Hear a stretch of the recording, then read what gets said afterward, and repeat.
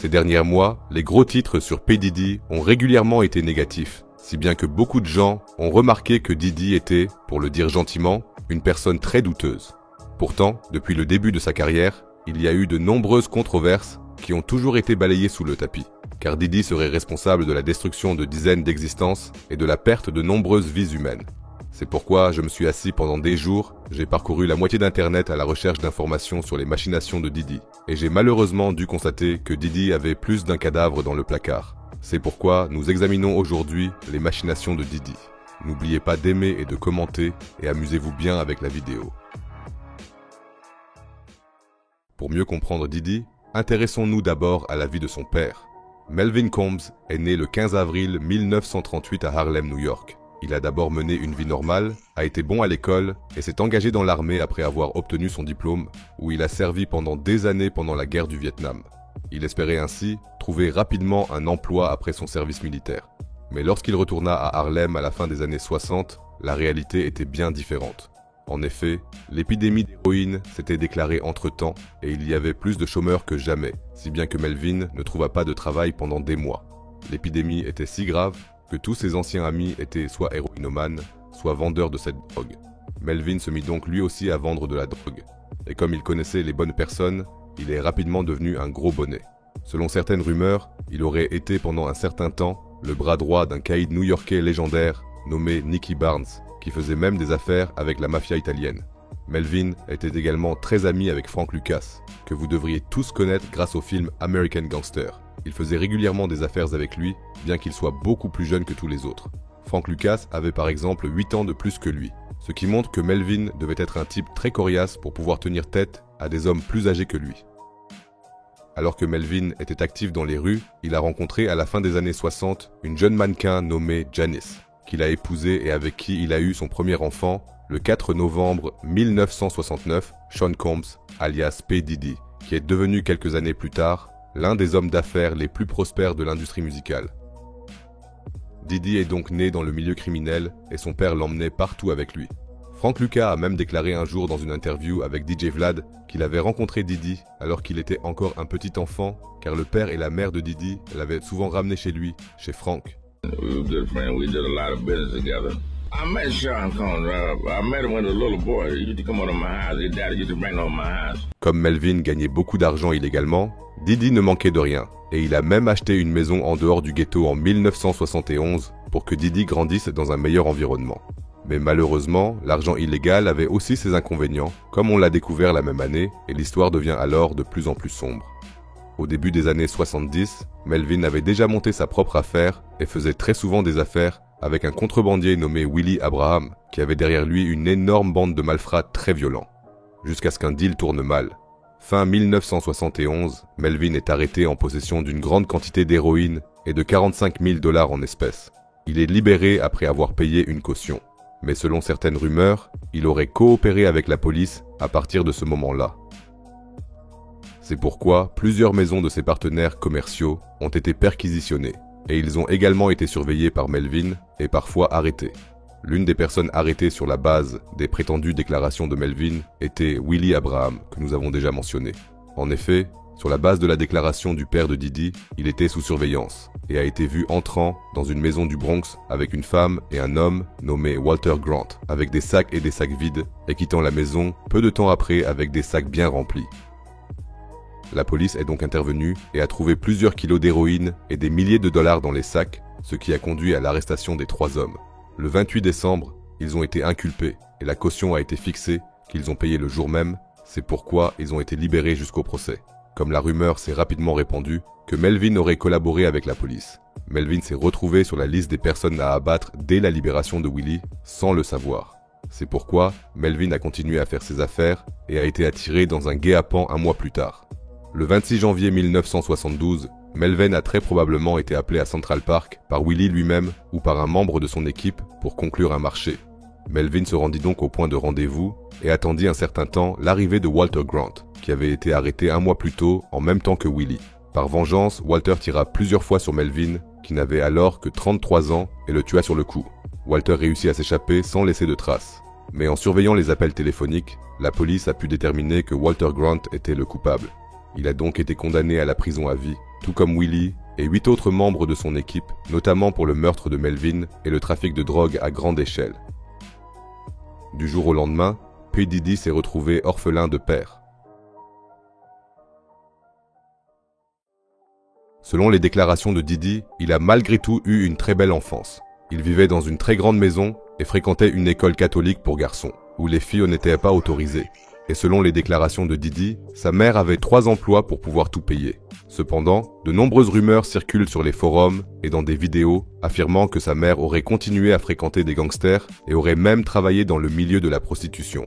Malgré de longues recherches, je n'ai pas pu trouver de preuves tangibles ni de déclarations de personnes proches de Diddy pour étayer ces rumeurs. Je tiens à le souligner encore une fois, mais je tenais à mentionner cette rumeur, car je pense qu'elle pourrait expliquer pourquoi sa mère avait autant d'argent. Et si Diddy a dû vivre une telle chose dans son enfance, comme le prétendent toutes ces rumeurs, cela expliquerait un peu mieux son comportement actuel. Bon. En 1987, Diddy a commencé ses études à l'université, où il a commencé à organiser ses premières fêtes. C'est ainsi qu'il a fait la connaissance du rappeur Heavy D, qui avait signé en 1989 chez un label appelé Uptown Records. Comme Diddy s'intéressait de plus en plus à l'industrie musicale à travers ses soirées, Heavy D l'a emmené à Washington DC, où se trouvait le siège d'Uptown Records, et l'a présenté au patron du label, Andrew Harrell, qui a proposé à Diddy un stage chez eux.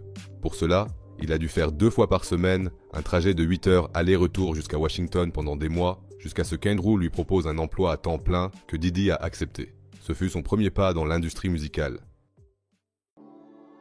Mais les débuts de la carrière de Diddy ont été controversés. En décembre 1991, Diddy a organisé avec Heavy D un événement caritatif auquel de nombreuses stars ont été invitées, si bien que beaucoup de gens voulaient y assister. Mais Diddy a sous-estimé l'affluence et n'a engagé que la moitié des forces de sécurité recommandées pour l'événement.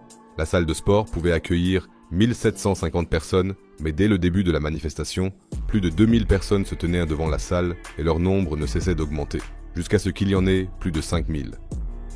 Lorsque la salle fut pleine et que plus personne ne fut admis à l'intérieur, les gens devant la salle devinrent de plus en plus agités. Puis, vers 19 h, lorsque LL Cool J apparut avec Mike Tyson, la foule devint complètement folle. La foule devenant de plus en plus agressive, Diddy et sa manager de l'époque se rendirent à l'entrée du hall du gymnase pour enlever la caisse au cas où la situation dégénérerait. Mais c'est précisément à ce moment-là qu'une horde de personnes a enfoncé la porte du hall et a tenté d'accéder au gymnase. Diddy et sa manager se sont alors enfuis du hall pour se réfugier dans le gymnase et ont verrouillé la seule porte qui menait au gymnase et qui n'était pas fermée à clé. Ainsi, la seule sortie encore ouverte depuis le hall était l'entrée, par laquelle de plus en plus de personnes se pressaient, de sorte que tout le monde s'est retrouvé coincé en très peu de temps. Des témoins ont rapporté qu'il y avait tellement de monde qu'on pouvait à peine respirer. Et c'est ainsi que les premières personnes se sont évanouies et sont tombées par terre, où certaines ont été piétinées à mort. Il a fallu plus de 15 minutes aux agents de sécurité pour ouvrir les portes verrouillées et permettre aux gens de s'échapper lentement. À ce moment-là, 3 personnes avaient déjà perdu la vie, et les invités présents dans la salle de sport aidaient les blessés sans savoir ce qui s'était passé. Puis, dans toute cette confusion, un homme a été poussé à travers une vitre, ce qui a provoqué une très forte détonation. Le bruit a fait croire à certains spectateurs qu'il s'agissait de coups de feu, ce qui a provoqué une nouvelle panique. De nombreuses personnes marchant sur les personnes déjà à terre. 9 personnes âgées de 15 à 28 ans ont perdu la vie à la fin de la manifestation. Cet événement a été si tragique que même le maire de l'époque, David Dinkins, a publié une déclaration de 67 pages intitulée « Défaillance de la responsabilité ». Il y écrit que Diddy et son équipe étaient trop inexpérimentés pour organiser un événement d'une telle ampleur et que cette tragédie aurait pu être évitée. Après cette déclaration, Diddy et son équipe ont été poursuivis en justice et, après des années de litige, Diddy a dû payer 750 000 $ de dommages et intérêts en 2000. Mais même un scandale d'une telle ampleur, qui a coûté la vie à plusieurs personnes, n'a pas empêché Diddy de continuer à se développer. Car son patron, André Harrell, lui a tenu bon malgré toute la presse négative, si bien que Diddy a continué à travailler et a fait en sorte que Biggie Smalls et Craig Mack obtiennent un contrat chez Uptown Records, où ils ont tous deux connu un grand succès, et ce malgré le jeune âge de Diddy. Et c'est à partir de là que les rumeurs ont commencé. Selon la chanteuse Jaguar Wright, qui fait partie de l'industrie musicale depuis les années 90 et a travaillé avec des grands noms du hip-hop comme Jay-Z, Diddy aurait rejoint un groupe qui profite de son pouvoir en coulisses en signant avec le label Uptown Records d'André Harrell. En effet, Tout comme Diddy a été pris sous l'aile d'André Harrell, ce dernier, alors âgé d'une vingtaine d'années, a lui-même été découvert et formé par l'un des hommes les plus prospères de l'industrie musicale, Clive Davis. Et Clive Davis est l'un des premiers hommes de l'industrie musicale à avoir déclaré publiquement qu'il aimait les deux sexes. Selon les déclarations de Jaguar Wright, Clive Davis et André Harrell auraient eu une liaison, ce qui a permis à André de créer son propre label de musique en 1985 à l'âge de 26 ans seulement. Et c'est exactement ce qui se serait passé avec Diddy. En effet, en 1993, Diddy et André Harrell se sont disputés, si bien que Diddy a été licencié par Uptown Records. Et selon les rumeurs, la dispute aurait éclaté parce que Diddy avait également eu une liaison avec Clive Davis. C'est pourquoi, 2 semaines seulement après avoir été licencié par André Harrell, Diddy a obtenu son propre sous-label chez le label de Clive Davis, Arista Records. C'est ainsi que Bad Boy Records est né, même si la plupart d'entre vous n'ont jamais entendu ce nom. Avec Clive Davis à ses côtés, Diddy avait l'un des hommes les plus puissants de l'industrie musicale derrière lui. Car Clive est un pilier de l'industrie depuis les années 60 et a travaillé avec toutes les mégastars que vous pouvez imaginer. Il a ainsi remporté 5 Grammy Awards et a même été intronisé au Rock and Roll Hall of Fame, bien qu'il ne soit pas un artiste. Clive Davis a même fait en sorte que Biggie et Craig Mack soient licenciés d'Uptown Records pour qu'ils puissent signer chez Bad Boy Records. Plus rien ne s'opposait alors à la success story de Diddy. En 1994, l'album de Craig Mack et le légendaire premier album de Biggie ont été publiés par Bad Boy Records, qui ont tous deux connu un succès relatif. Diddy s'est donc mis à la recherche de nouveaux talents et est ainsi entré en contact avec un artiste de 15 ans nommé Usher. Usher faisait déjà partie à l'âge de 10 ans d'un groupe de R&B appelé New Beginnings. À l'âge de 13 ans, il a été découvert par un certain L.A. Reid qui l'a fait signer chez LaFace Records. Comme Bad Boy Records, LaFace Records était un sous-label d'Arista Records, le label de Clive Davis. Beaucoup affirment que c'est pour cette raison que Usher s'est retrouvé dans un environnement très malsain. Comme Diddy des années auparavant, mais à un âge encore beaucoup plus jeune. Lorsque Usher a signé chez LaFace, ils ont travaillé pendant des mois sur le premier album d'Usher. Mais pendant l'enregistrement, Usher est entré lentement dans la puberté et a donc mué, de sorte qu'ils ont dû jeter toutes les chansons enregistrées et repartir de zéro. Comme L.A. Reid ne savait plus comment commercialiser Usher à partir de ce moment-là, il l'envoya à New York chez Diddy pour qu'il fasse partie de ce qu'on appelle le Flower Camp de Diddy, afin que ce dernier puisse faire d'Usher une star. Usher s'envola donc pour New York et vécut pendant une année entière avec Diddy, de 10 ans son aîné, à l'âge de 15 ans. Des années plus tard, Usher raconta dans le magazine Rolling Stone que cette période avait été la plus difficile de sa vie. Et c'est précisément à cause de telles déclarations que la rumeur recommença à circuler. En effet, chaque fois qu'on abordait le sujet du Puffy Flavor Camp avec Usher, on pouvait littéralement lire dans ses yeux qu'il n'aimait pas du tout se remémorer cette période, si bien que beaucoup ont affirmé que Diddy aurait pu faire quelque chose à Usher. And I lived with Sean Puffy Combs for a year. That's the crazy thing. Now, that was L.A. Reid's idea, right? We're sending you New over York to something City. called Puffy Flavor Camp. There you go. To learn Flavor Camp. Yeah, Flavor that's what it Camp. was called. Durante una fiesta en casa de Diddy, a la que también asistió Usher, Diddy concedió una pequeña entrevista en directo en la que dijo que se había despertado con Usher y que habían competido por los cereales cuando Usher tenía solo 10 años, hasta que Kevin Hart lo interrumpió. Over the frosted flakes, you know what I'm saying? Before pause was invented, you know what I'm saying? But it's my brother for real. We used to actually wrestle off of the frosted flakes because he used to always get up early with me. Now he's one of the richest stars in the world. And I'm Yo, what the fuck did Puff just say? Nobody's gonna acknowledge this for me. Puff just said we used to wrestle over the frosted flakes, and we're streaming live. That was stupid. C'est précisément à cause de telles déclarations et scènes que la rumeur persiste encore aujourd'hui, selon laquelle Diddy aurait violé Usher. Mais ce ne sont que des théories sans aucune preuve tangible. Mais en 1994, une dispute dont Diddy aurait été l'un des cerveaux a déclenché les événements qui ont finalement conduit à la perte de deux des plus grands rappeurs de l'histoire, à savoir Tupac Shakur et Biggie Smalls. Now it was this documentary that claimed, which we know wasn't true. Yeah, check this out. We don't talk about things that are nonsense. We don't even entertain nonsense, my brother.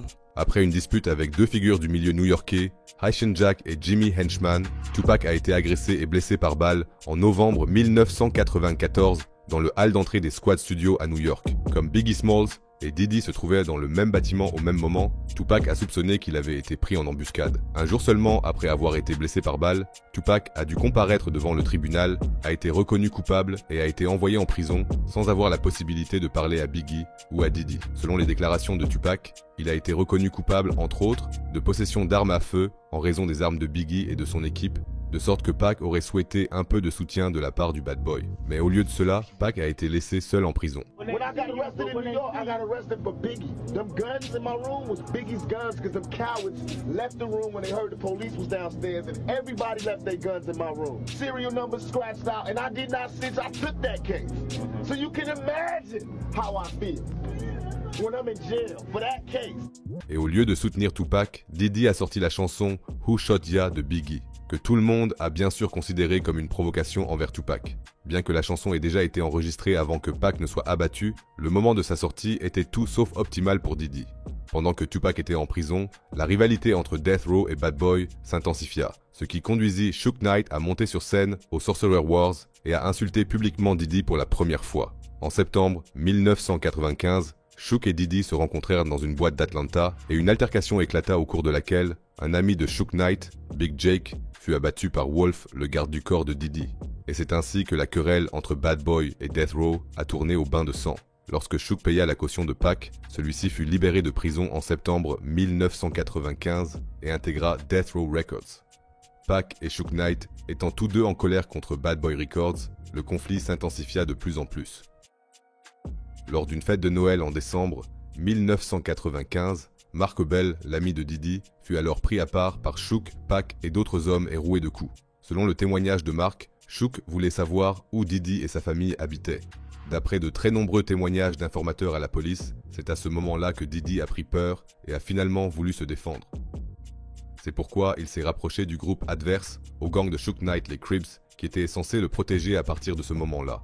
De plus, Diddy aurait offert une récompense de $5000 à quiconque leur apporterait une chaîne Death Row que Suge Knight ne donnait qu'aux personnes les plus proches. Et à partir de là, une petite guerre aurait éclaté. Après la sortie de la chanson Hit 'Em Up de Tupac, un groupe de Bloods lié à Suge Knight s'est affronté à un groupe de Crips lié à Diddy en juin 1996. Au cours de la bagarre, un membre des Crips du nom d'Orlando Anderson aurait tenté de retirer le collier de Trayvon Lane pour s'emparer de la récompense de $5000. Et Trayvon Lane est l'homme qui a reconnu Orlando Anderson à Las Vegas le 7 septembre, alors Pac a attaqué Orlando, sur quoi Tupac a été abattu peu de temps après. Au cours de l'enquête, une rumeur s'est rapidement répandue selon laquelle Diddy était le cerveau et, en plus des $5000 pour les chaînes Death Row, avait également offert une prime de $1 million pour Suge Knight et Tupac. En conséquence, des enquêtes ont été ouvertes contre, entre autres, l'oncle d'Orlando Anderson, Keffe D. En 2008, les activités de Keffe D ont ensuite été surveillées pendant des mois jusqu'à ce qu'ils attrapent Keffe avec tellement de drogue qu'il pouvait être mis en prison à vie. Au cours de l'observation, les membres de la famille de Keffe D ont également été arrêtés, alors Keffe a décidé de finalement parler et de confirmer de nombreuses rumeurs. Selon lui, il a rencontré Diddy en 1993 par l'intermédiaire d'un ami nommé Sip lors d'une fête. À partir de là, ils se sont vus de temps en temps et Diddy aurait même emprunté une des voitures de Keffe pour le clip d'Usher. C'est ainsi que Diddy a su que Keffe était un homme très respecté dans la rue. Et lorsque le conflit avec Death Row Records a éclaté et que celui-ci est devenu de plus en plus violent, Diddy a craint pour sa vie et a demandé de l'aide à Keffe car il voulait que Pac et Suge disparaissent enfin de la scène. Selon le témoignage de Keffe, Diddy lui aurait alors promis $1 million pour les tuer tous les deux, comme le disaient les rumeurs. Selon Keffe, cette offre et les événements de Las Vegas ont conduit à ce qu'Orlando tire sur Tupac. Sip était alors censé s'assurer qu'il recevrait l'argent promis par Diddy. Et une douzaine de personnes affirment encore aujourd'hui que Sip en a reçu au moins la moitié de Diddy, mais que ce dernier ne lui a rien donné. Bien sûr, Diddy a également été interrogé et nie toujours tout contact avec Keffe. Même si de très nombreux témoins affirment le contraire, il n'existe toujours pas une seule photo prouvant un contact entre Diddy et Keffe. Mais comme Keffe a parlé du crime dans des interviews pendant des années, il a été arrêté en 2023 et est jugé depuis. On ne sait toujours pas s'il va incriminer Diddy au tribunal. Mais la rumeur selon laquelle Diddy serait indirectement responsable de la mort de Tupac persiste à ce jour. Même si tu ne peux vraiment pas imaginer que Diddy soit une personne aussi peu scrupuleuse. Mais l'histoire suivante montre à nouveau que Diddy a un caractère sournois, car en 1995, Une dispute interne entre Diddy et Craig Mack, le premier artiste que Diddy ait jamais signé, a éclaté. Selon l'ancien garde du corps de Diddy, Gene Deal, Craig Mack avait un manager que Diddy ne pouvait pas contrôler, alors il a lancé un ultimatum à Craig.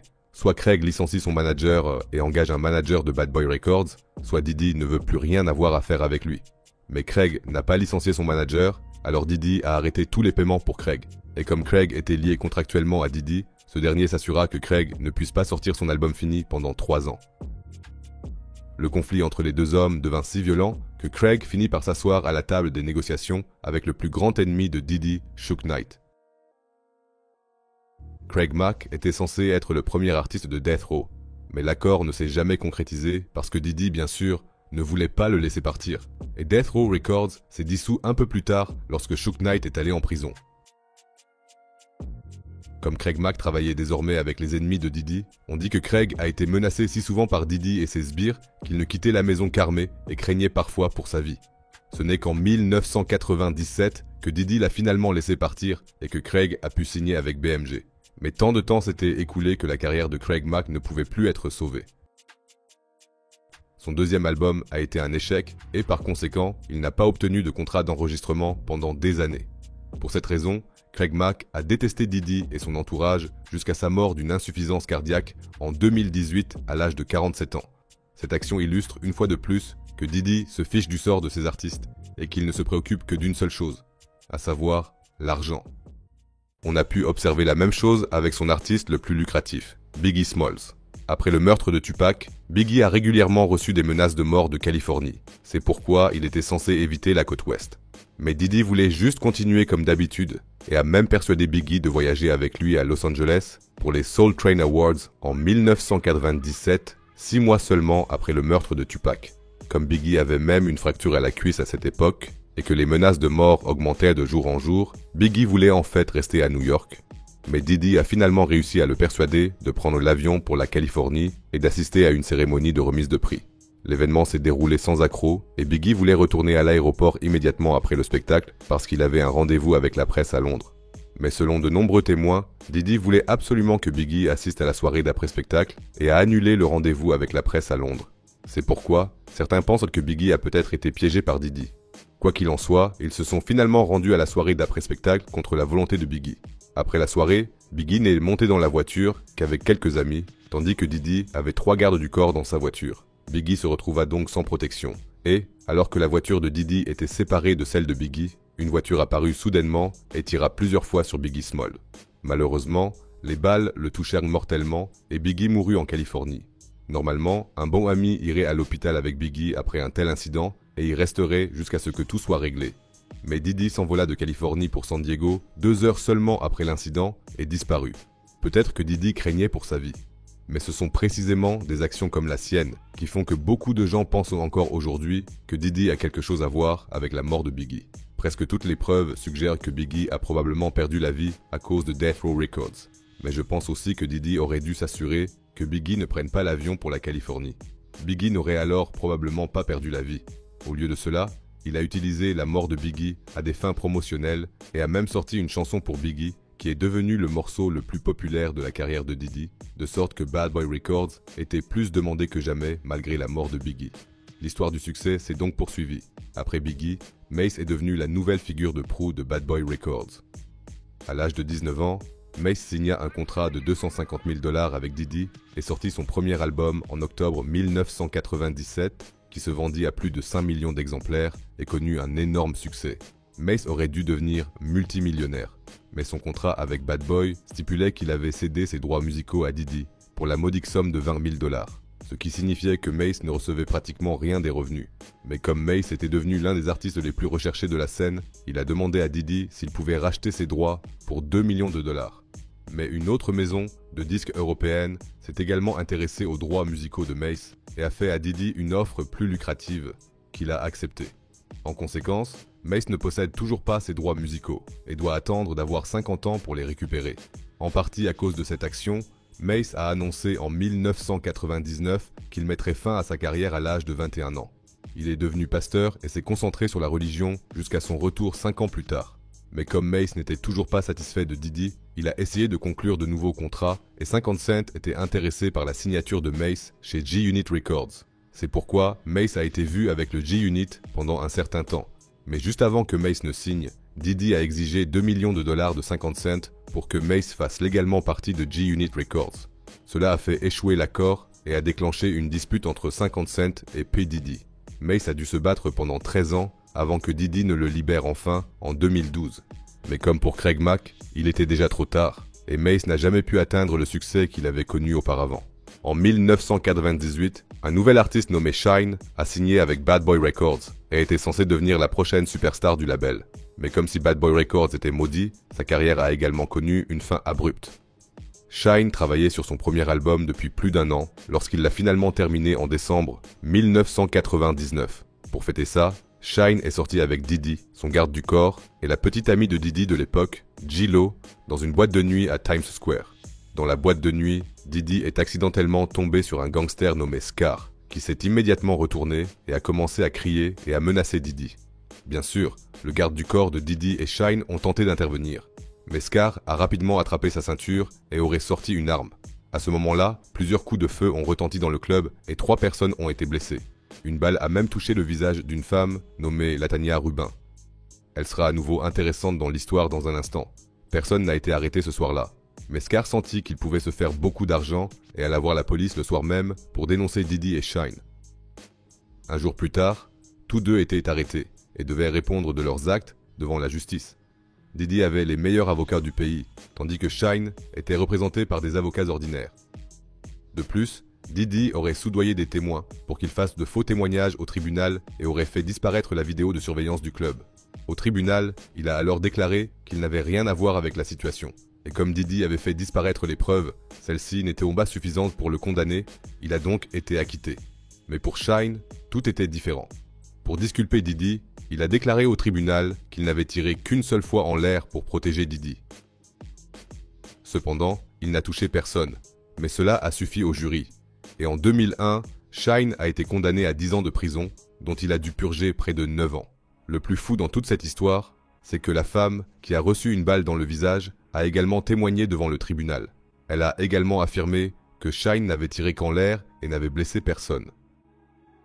Cependant, elle était fermement convaincue d'avoir clairement vu que c'était Diddy qui lui avait tiré dessus. Elle a même réitéré cette accusation il y a quelques mois, 25 ans plus tard. Puffy pum me in the face. They all knew he did it. Everybody knew he did it. But he paid off the club bouncer named Sharice and the club owners with their video to hide the video. Cette déclaration pourrait en effet être vraie, puisqu'une balle a été retrouvée dans sa tête lors de l'opération d'urgence qui ne correspondait pas à l'arme utilisée par Shyne. Mais cela ne semblait pas non plus constituer une preuve suffisante, et Diddy a donc pu continuer à vivre sans conséquence. En 2004, Shyne a accordé une interview pendant son séjour en prison, dans laquelle il a clairement déclaré que Diddy l'avait sacrifié pour se sauver lui-même. Like, how do you call a witness to testify against your comrade? You don't have to hold my hand. You don't have to do nothing, but don't try to hurt me. Et cette accusation a également été confirmée par l'ancien garde du corps de Diddy. Il affirme également que Diddy a payé des témoins pour qu'ils rejettent la faute sur Shyne. The reason they got off was people was coming to Bad Boy Security and said that they were there. And some of those people who were making statements, they was making statements against Shyne. Bien sûr, Diddy a nié toutes les accusations portées contre lui. I did not force anybody or tell anybody to say anything that would damage or hurt Shyne's case. I just wouldn't do that. Mais bien que Diddy affirme à plusieurs reprises son innocence face à toutes les accusations, il y a encore un certain nombre d'artistes qui ont eu des différends avec lui. Par exemple, Delox, qui a signé un contrat avec Diddy au milieu des années 90 alors qu'il n'était qu'un adolescent, tout comme de nombreux autres artistes de Bad Boy Records. À partir de 1999, Delox était mécontent du travail du label et voulait mettre fin à son contrat avec Diddy afin de signer avec Rough Riders. Mais même après des négociations difficiles, Diddy ne voulait tout simplement pas les laisser partir. Delox a même lancé sa propre campagne pour se libérer du contrat. Let the Locks Go. Ils ont commencé à porter des t-shirts avec le slogan, ont commencé à se moquer de Diddy et ont même eu une petite altercation en direct à la radio, jusqu'à ce que Diddy les laisse finalement partir après presque 10 ans. and you know that, so don't get on the radio and act like a tough guy or none of that. Y'all ain't want to be down with Bad Boy, so we let y'all go. Y'all want to be down with us, we let y'all go, we keep it moving. L'une de mes émissions préférées avec Diddy, qui m'a beaucoup diverti à l'époque, était Making the Band, une émission de casting dans laquelle Diddy a formé un groupe d'artistes underground de toute l'Amérique qui a d'abord connu un grand succès. Mais selon presque tous les membres du groupe, ils étaient très mal payés car ils avaient tous reçu un mauvais contrat dans lequel ils renonçaient tous à leurs droits pendant 20 ans pour un montant ridicule de $7 qu'ils devaient ensuite partager en 6, alors que Diddy a réalisé un bénéfice de $43 millions en une seule saison. Made over $43 million on the second season alone. I was like, what? Get the fuck out of here. 6 members, we split $7,500. That shit made me hate that. On pourrait dire que Diddy est un homme d'affaires, pur et dur, et les artistes eux-mêmes sont à blâmer s'ils signent un contrat comme celui-là. Mais la plupart des membres de The Band étaient également très jeunes, comme Chapa Sidi, qui n'avait même pas 18 ans lorsqu'il a signé son contrat. C'est pourquoi beaucoup de gens pensent que Diddy sélectionne délibérément de jeunes artistes qui peuvent être plus facilement exploités. Mais même si j'ai maintenant parlé pendant une demi-heure des machinations de Diddy dans l'industrie de la musique, il y a encore un tout autre aspect de Diddy qui s'est produit loin des yeux du public et qui a récemment été de plus en plus mis en lumière. C'est pourquoi, dans la deuxième partie, nous examinerons toutes les accusations portées contre Diddy, qui ont même conduit certains à le comparer à Epstein. Et je peux déjà vous dire que ce n'est pas pour les âmes sensibles, alors n'oubliez pas de vous abonner. Mais toi, qu'est-ce que tu penses de tout ça? Les rumeurs sont-elles inventées ou y a-t-il du vrai? N'hésite pas à l'écrire dans les commentaires. Portez-vous bien et à la prochaine vidéo. Got it.